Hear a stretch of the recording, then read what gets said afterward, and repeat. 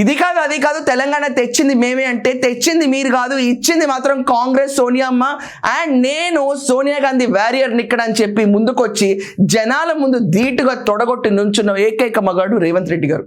ఈయన హీరో. అందరూ ఒకప్పుడు కాళేశ్వరం కూళేశ్వరం అంటే సీరియస్గా అట్లెట్లా అని చెప్పి మాట్లాడారు. అదే మాటను వచ్చి బయట మాట్లాడింది కవిత గారు.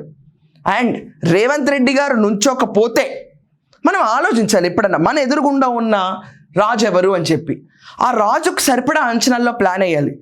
ఎదురుగుండా ఉన్న వ్యక్తి రాజు లాంటి పర్సన్ ఒకవేళ రేవంత్ రెడ్డి గారే అయి ఉంటే గనక ఓడిపోవడం సర్వసాధారణమైన విషయం. గెలవలేం ఆయన పైన. ఆయనకున్న ఒరేటింగ్ స్కిల్స్ అవనండి, జనాలతో ఆయనకున్న మమేకం అవనండి. ఇదంతా కాకుండా ఆంధ్ర వాళ్ళు ఇక్కడ పెట్టుబడులు పెట్టినంతకాలం బాగానే ఉంది. ఎప్పుడైతే తెలంగాణ విభజించబడిందో సెటిలర్స్ అన్న వర్డ్ లేకపోయినా సెటిలర్స్ అని తీసుకొచ్చి వాళ్ళపైన రుద్ది చిన్న చూపుగా చూసినప్పుడు అందరూ మగ్గు చూపింది రేవంత్ రెడ్డి గారి పైనే. ఈ రోజు దాకా ఒక్క కమ్మ వాళ్ళని కానీ సెటిలర్స్ని కానీ ప్రధానంగా కులం పేరు తీసుకుని మాట్లాడుతున్నాను. ఈరోజు మాగంటి గోపీనాథ్ గారు కమ్మ కులస్తులైనా ఇక్కడ కమ్మ ఓటర్స్ అందరూ మగ్గు చూపింది మాత్రం రేవంత్ రెడ్డి గారికి.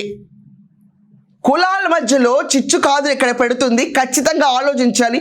జూబ్లీహిల్స్ ఎలక్షన్స్ వస్తున్నప్పుడు ప్రతి ఒక్కళ్ళు మర్చిపోంది, కమ్మ కులంలో మర్చిపోంది కేటీ రామారావు గారి నవ్వు. చంద్రబాబు నాయుడు గారిని అరెస్ట్ చేస్తే ఇంత నవ్వు నేను ఎప్పుడు నవ్వలేదు, వాటర్ షో అని చెప్పి పెట్టిన ట్వీట్ జనాలు ఎప్పటికీ మర్చిపోలేరు.